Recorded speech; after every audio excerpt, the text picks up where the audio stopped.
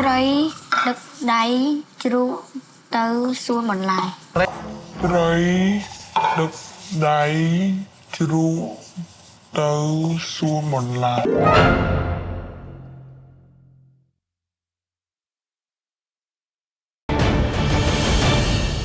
សួស្តីមិញហេង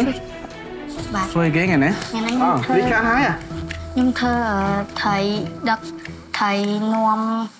ជ្រូកដើរលេងនៅសួនបន្លែ ត្រីបំពងក៏ត្រីដុត អត់ទេត្រីបំពង ត្រីបំពងមួយគេ ត្រីដឹកដៃជ្រូកទៅសួនបន្លែ ត្រីដឹកដៃជ្រូកចុង ជ្រូក អូខេត្រីដឹកដៃជ្រូកអូខេសួនបន្លែសួនបន្លែគេសួនបន្លែស៊ីតែអិនមែនអរគុណច្រើនសំណាងល្អប៉ុន្តែត្រូវចាំថាយើងសល់ពេលនាទីយើងសល់ច្រើនចឹងមហូបត្រូវថានៅក្តៅគួរសមកុំឲ្យត្រជាក់កុំឲ្យធ្វើទឹកយូរពេកអូខេអរគុណច្រើនសំណាងល្អមិញហេ